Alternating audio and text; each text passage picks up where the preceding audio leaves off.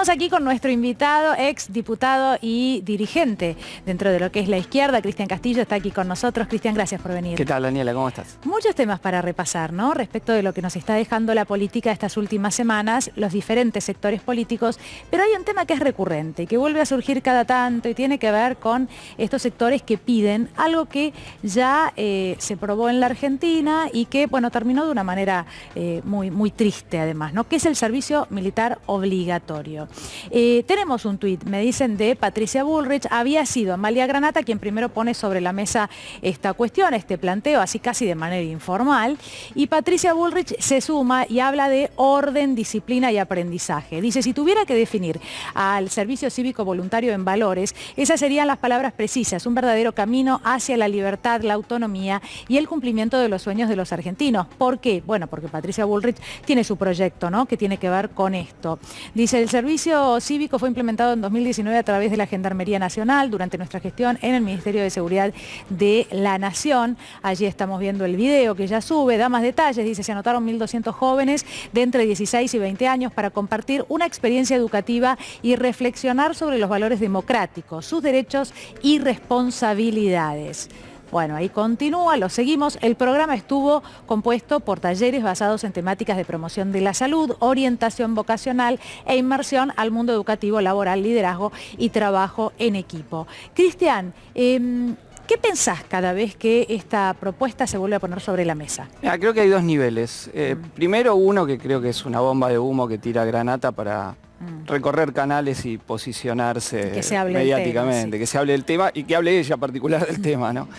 Y lo segundo me parece que es una mirada que, bueno, tiende al disciplinamiento de la juventud por parte de los mismos que han generado situaciones de precarización, de falta de acceso al trabajo, al estudio, de quienes en vez de decir que hay que invertir en educación para mejorar las escuelas o mejorar los salarios o las condiciones para acceso al empleo, bueno, se les ocurre, en el caso de Granata es brutal porque dice 2 años y medio varones, 2 años mujeres, que en algo que era una relación parcial de servidumbre. Yo hice el servicio militar y no estaba vinculado al aprendizaje del manejo de las armas o el arte militar para la defensa. La mayoría del tiempo tenía que ver con una servidumbre personal por parte de la utilización de los soldados conscriptos para hacer mandados, tareas de limpieza, etcétera, etcétera, y no vinculado, digo, a algo que podría ser discutible, que es que la población tenga acceso al conocimiento del manejo de armas para la defensa,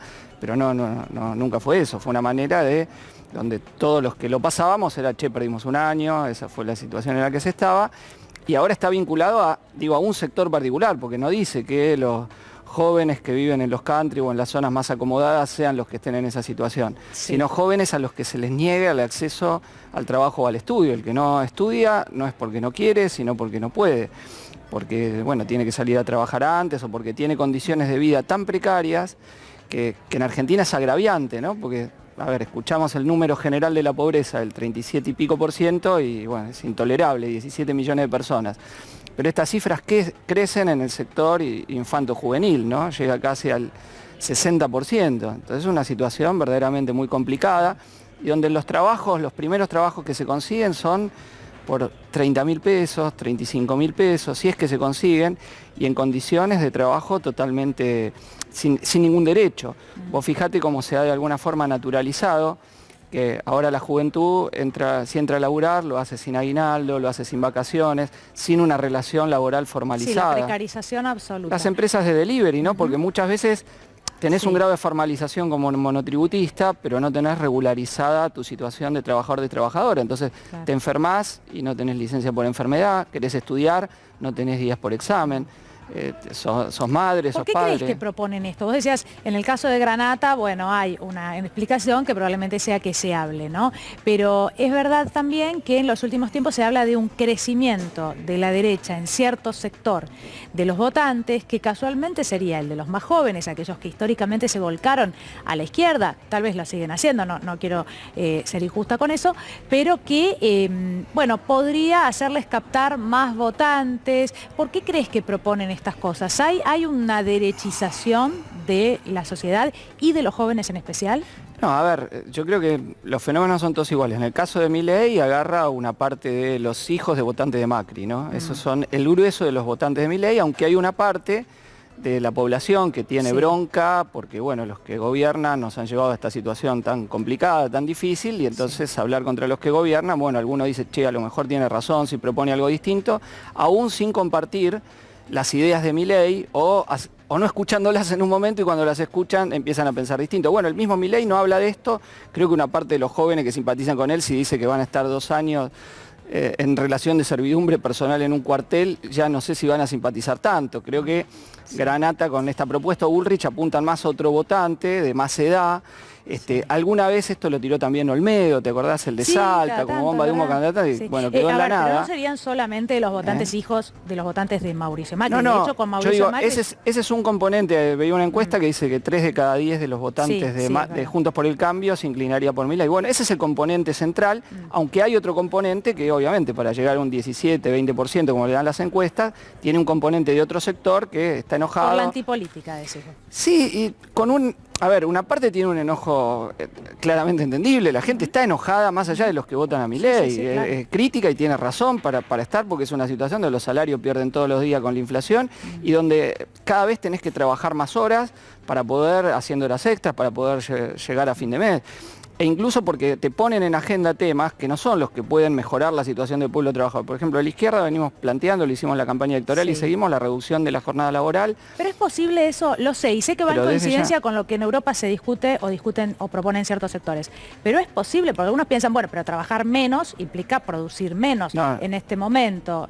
No, nosotros decimos, digo, primero manteniendo el salario, ¿no? Sin afectar el salario, sin reducción salarial.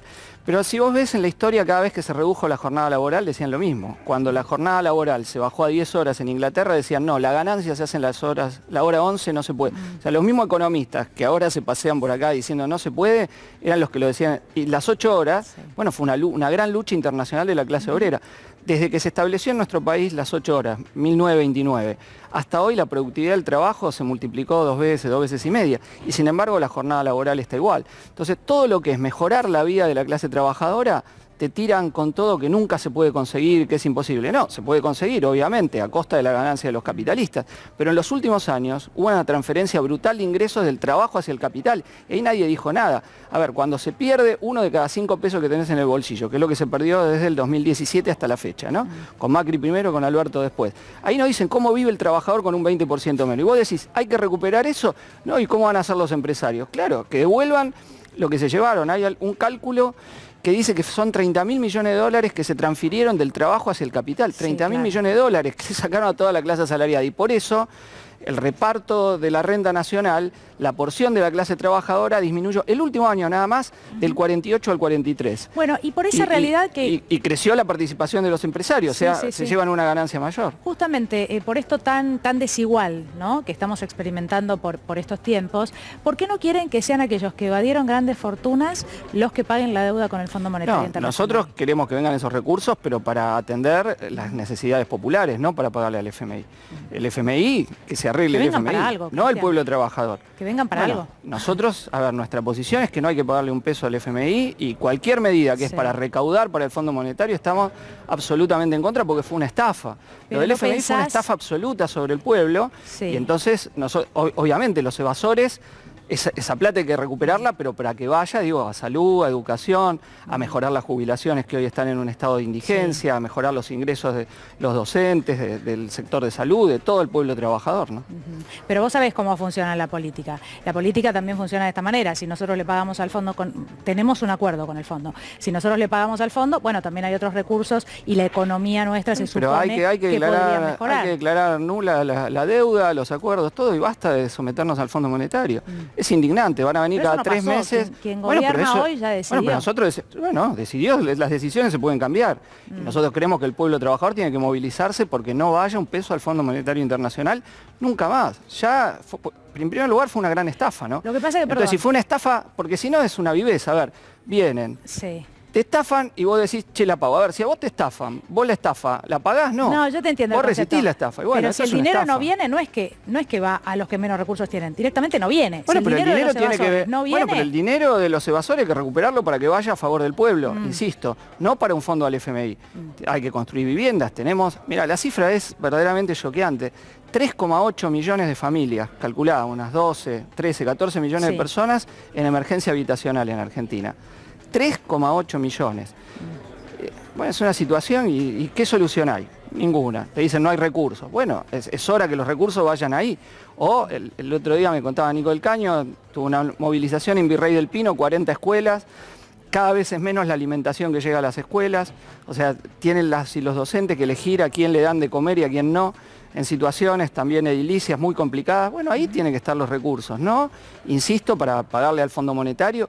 Y además, digo, en el caso de la derecha se liga con esta idea que te quieren hacer creer de que si vos perdés tus derechos, ¿no? Los trabajadores que sí están formalizados, entonces los sectores precarizados o informales van a tener más derechos. No, y eso es totalmente falso. Claro. Cuando vos ves, Daniel, a ver, los convenios donde hay más trabajo sin registrar, son los convenios más flexibles. En la construcción, el más flexible de todo, el que ellos ponen como ejemplo, tenés 50% de trabajo no registrado.